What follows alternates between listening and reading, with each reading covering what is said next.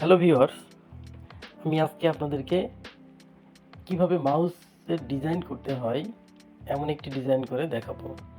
তো আমি প্রথমেই অ্যাডোবি ইলাস্ট্রেটর অ্যাপসটি ওপেন করে একটি নিউ ফাইল নেব। নিউ ফাইল নেওয়ার পরে ফাইলের সাইজ দিয়ে দিব 500x500 পিক্সেল, অথবা 6 ইঞ্চি বাই 6 ইঞ্চি সাইজে, অথবা 50 ইঞ্চি বা 50 ইঞ্চি সাইজে, আপনি যে কোনো একটা সাইজ নিতে পারেন। তো আমি ফাইল নিয়ে প্রথমে ইলিপস টুলে যাব। ইলিপস টুলে যাওয়ার পরে আমি এই রকম শেপে ইলিপস টুলটাকে বসিয়ে দিব আর্টবোর্ডের উপরে। এরপরে ডাইরেক্ট সিলেকশন টুল দ্বারা এটাকে উপর মাথাটা সিলেক্ট করে নেব। নেওয়ার পরে আমি স্কেল টুলের এখানে একটা ক্লিক করব।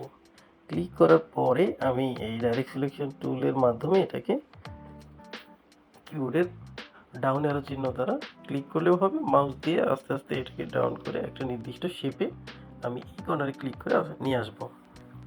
এরপরে আমি নিচের অংশটাকে সেমভাবে একটু রাউন্ড করে দিব। ডিরেক্ট সিলেকশন টুল দ্বারা সিলেক্ট করে স্কেল টুল দিয়ে আমি এই বরাবর এটাকে বসিয়ে নেব। এরপরে আমি আবার ইলিপস টুল নিব। ইলিপস টুল নেওয়ার আগে আমি এখানে কন্ট্রোল আর প্রেস করে রোলারটা ওপেন করে নেব এবং গাইডলাইনগুলো এইভাবে ঠিক অ্যালাইন করে দেব মাঝ বরাবর। এরপরে আমি ইলিপস টুলে যাব। ইলিপস টুল নিয়ে গাইডটাকে লক করে দেব। এরপরে ইলিপস টুলে যাব। ইলিপস টুলটাকে আবার এইভাবে একটা শেপে বসিয়ে আমি পেন টুল দ্বারা এটাকে ড্র করে ইলিপস টুলটাকে সেকেন্ড ইলিপস টুলটাকে আমি ডিলিট করে দেব। দিলে এই ধরনের একটা শেপ আসবে। আসার পরে আমি রেক্ট্যাঙ্গেল টুল নিব। নেওয়ার পরে সামনের অংশে ঠিক গাইডলাইনের মাঝ বরাবর সেন্টার পয়েন্ট পর্যন্ত এইভাবে আমি একটা রেক্ট্যাঙ্গেল শেপ ড্র করে নেব। নেওয়ার পরে এটাকে অ্যালাইন করে দেব। অ্যালাইন করার পরে আমি আবার মাঝ বরাবর একটা শেপ নেব। নিয়ে এই শেপটাকে ডাইরেক্ট সিলেকশন টুল দিয়ে চারটে মাথাকে হালকা একটু রাউন্ড করে দেব। দেওয়ার পরে এখানে পাথ ফাইন্ডারে গিয়ে এটা শেপটাকে কম্পাউন্ড করে দেব, ইউনিট বা কম্পাউন্ড করে দেব। দিলে আমার এই ধরনের একটা আউটলুক আসবে এবং আমি প্রত্যেকটাকে ফিল কালার অফ করে দিয়ে স্ট্রোক কালারটাকে আমি বাড়িয়ে দেব। দিলেই আমার মাউসের প্রায় ডিজাইনের একটা শেপ আসবে। তো মাউসের সামনের অংশের ডিজাইন শেষ হলে আমি পেছনের অংশে এই ধরনের একটা ডিজাইন তৈরি করব পেন টুল দিয়ে। প্রথমে আমি এখানে ক্লিক করব। ক্লিক করে এইভাবে শেপটাকে ড্র করে পরে কন্ট্রোল ওয়াই চেপে এটার ব্যাকগ্রাউন্ডে গিয়ে আমি সুন্দরভাবে এই